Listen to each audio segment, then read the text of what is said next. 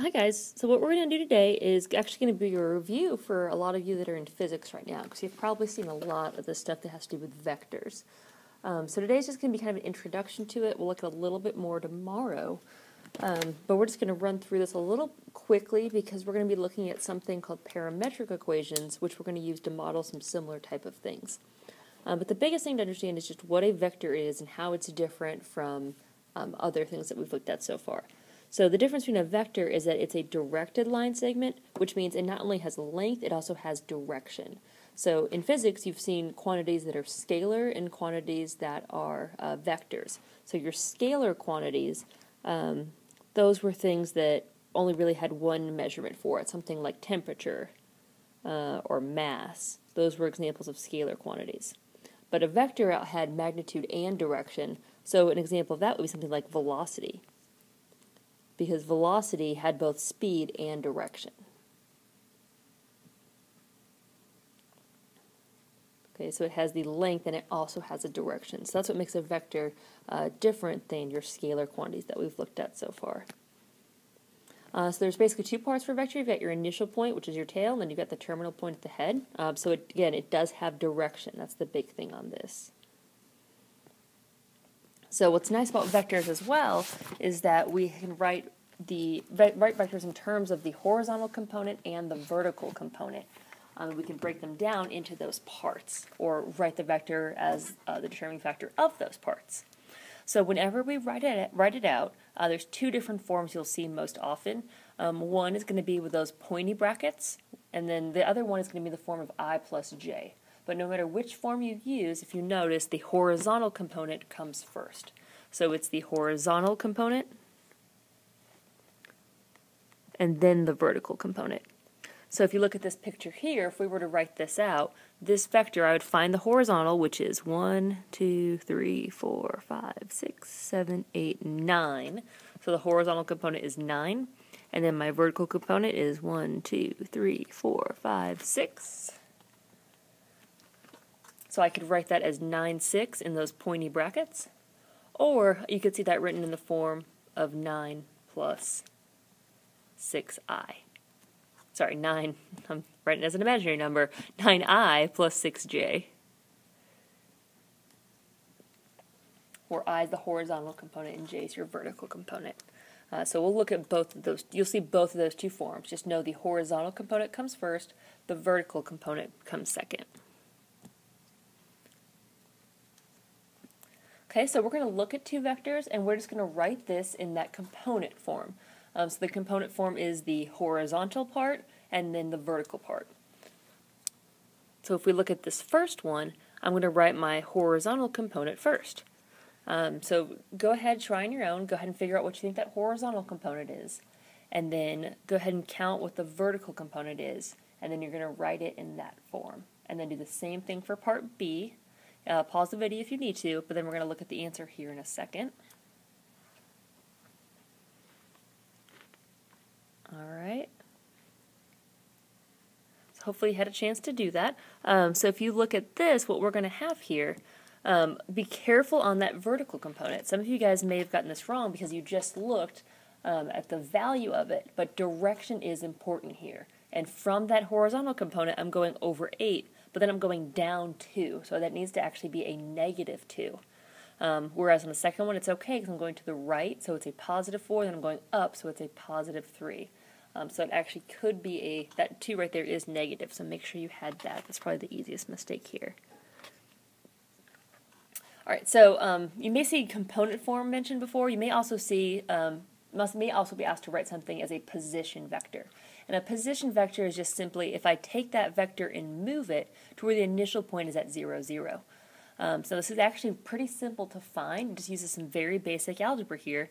So if I have a vector that starts at negative 2, 5 and it terminates at 3, 7, it's going to be very similar to finding slope, but the notation is going to be a little bit different because it's not going to be one final number.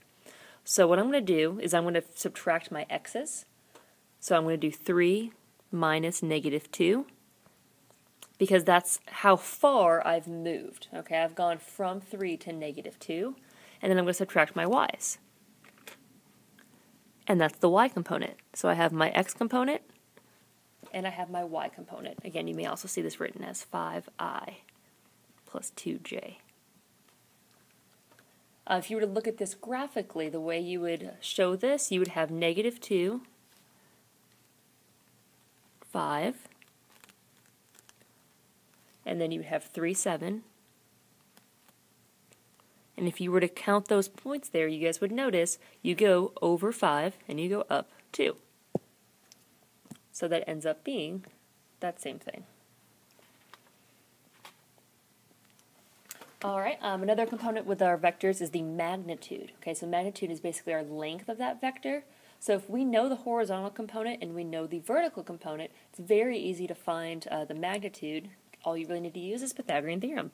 So magnitude, the notation is going to be those two lines. It kind of looks like a double absolute value.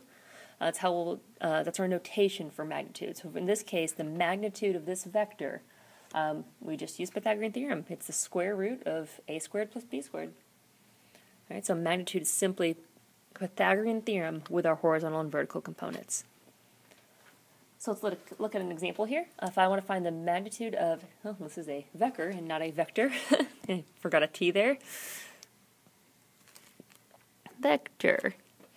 Then I know my horizontal component is 2, my vertical component is negative 3.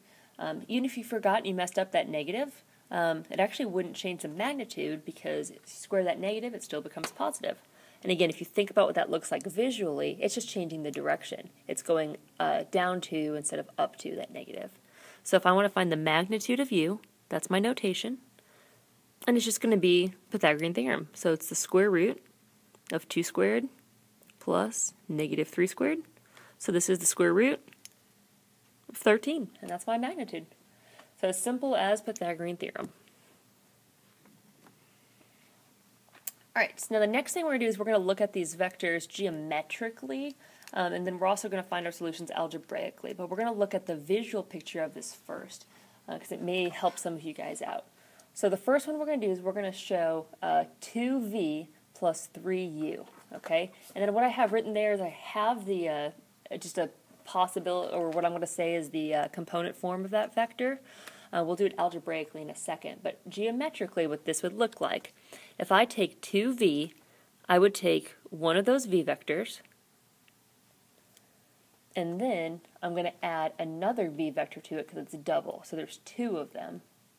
So I would just connect those, and I always connect it the initial points to the terminal points. So that's 2v, then I have 3u, so I'm going to add 3u to it.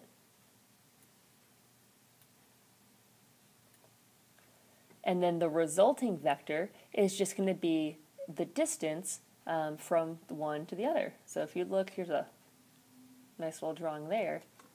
If you look from your end over here, there's your starting point, and here's your terminal point.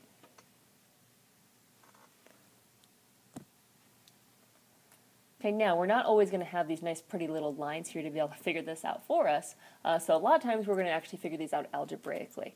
Now algebraically, this is actually pretty simple for us. If I'm going to do a multiplication on this first one, so 2v. So 2v is just 2 times both components. That's what you've heard sometimes called as scalar multiplication. So 2v would just be 2 times 4, which is 8, and 2 times 2, which is 4. Then if I were to do 3u, I would do 3 times both components, so 3 times 2 is 6, and 3 times negative 1 is negative 3. Now if I want to add those components together, I just add the x's together, and I add the y's together. So when I add the x's, that gives me 14. When I add the y's, that gives me 1. So the solution there is the vector 14, 1. 14 is your horizontal component, 1 is your vertical component. Okay, so let's try subtraction. We'll do this one algebraically first, because I think that's going to be a little bit easier for some of you guys. So if I do v minus u, I'm doing the vector 4, 2 minus the vector 2, negative 1. And all I have to do here is I subtract the horizontal components, so that would give me 4 minus 2 is 2. And then I subtract the vertical components, so 2 minus negative 1 is 3. What this would look like geometrically, if you were to see the picture here, I'm going to take V, and I'm still going to connect U to that end, but what I'm going to do with U instead is I'm going to change the direction of that arrow. And just to make sure I get it right, I'm going to change it this way. So now I just reverse the direction because that's a negative U. So now I have 3 minus U, which means that my resulting vector would be from here to here. And if you think about what that vector is saying, it should be pretty similar to what we had as our original answer. We said we went over 2 and we went up 3, so it's around there. Again, these values I gave weren't exact, it was just kind of an idea. Okay, so to see this a little bit better, we're going to go ahead and look at this geometrically on a graph. It may help you see these points a little bit clearer, but we're also going to find this algebraically. So for you, if it's easier to do this algebraically, you may want to go ahead and just pause the video, try this on your own, work this out. I'm going to go ahead and show you guys geometrically. So I'm going to start with U. So I'm going to take U and I'm going to put this on my graph to where it's a little bit easier to see. Okay, and if you guys can look, U has a horizontal component of 5, so I've got 1, 2, 3, 4, 5. And then it has a vertical component of negative 2 because it's going down 2. Then I'm going to add 3V to that. So there's 1, 2, and I'm going to try and make these go exactly on those points. 3. And then I'm going to subtract W. And again, just to make sure I get this correct, I'm just going to flip that arrow perfectly here. Oh, I'm not selecting my arrow anymore. Uh-oh. There we go. Okay. So now I've selected that arrow, I've switched that direction, and now I have this connected. So we can look at our resulting vector here. I can find the horizontal and the vertical component. And then if you look at your horizontal and vertical component, I have a horizontal component of 6 and a vertical component of 7.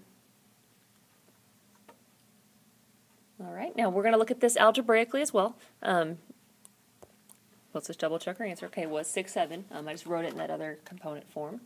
So now let's go ahead and do this algebraically. So algebraically, I take U, which is 5I minus 2J. I'm going to add 3V, so I'm going to do 3 times both components of V, so that's 3I plus 6J.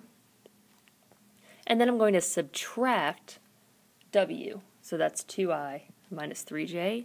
And I'm going to make sure I subtract both of those components. That negative is actually going to become, this has become a negative 2I, and now that's going to be a plus 3J because of that minus I need to distribute. Then I just add up all my components. That gives me 8 minus 2 is 6I plus 7J. So same solution, whichever way we do it. Now, you guys aren't really going to be working very much with these geometrically, but I want you guys to see what this actually does in case you see some word problems where it may make more sense to draw these so you can see what your vectors are actually doing. All right.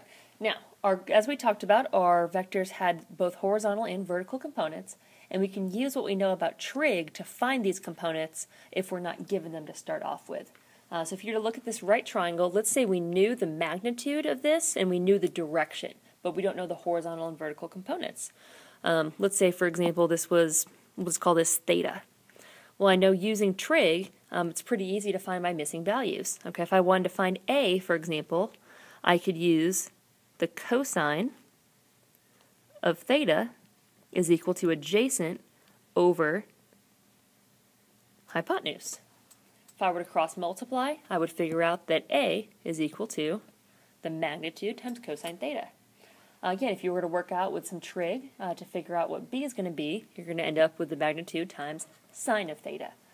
So your horizontal component is always going to be cosine, your vertical component is always going to be sine. This is going to be really important when we get into parametric equations later on after spring break. So the horizontal component is cosine, the vertical component is sine. If you remember too, that relates back to our unit circle we did at the very beginning of the year, where the x-coordinate was our cosine, the y-coordinate was our sine. So that's going to be a common pattern you guys will see. Alright, so we're going to do two last examples with this trig component here. So let's say we have a vector that has a magnitude of 8 and the direction is pi over 3. We can break this down into the horizontal and vertical components. So if you're not sure what this looks like visually, okay, instead of just using that picture, or instead of just using that formula, what this is going to look like is I have a magnitude of 8. I don't know the horizontal component or the vertical component, but I know that this is pi over 3, which is 60 degrees. So if I want to find A, the horizontal component, which would be the I in the I plus j form, then I would get the cosine of 60, and I had to multiply that by the magnitude, which is 8. And if you remember back when we did those trig values, okay, I would draw my 60-degree angle, and I get 1, root 3, and 2.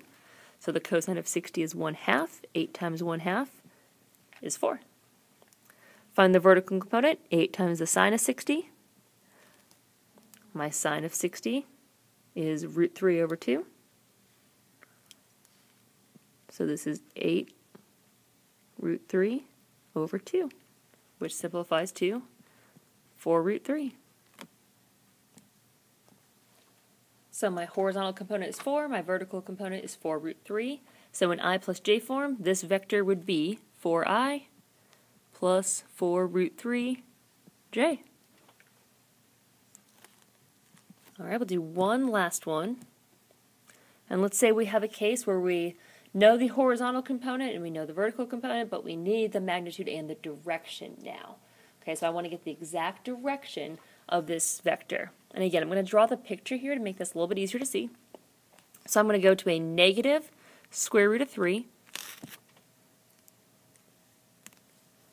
So this is a negative root 3 for a horizontal component, and then going up 1 for the vertical component.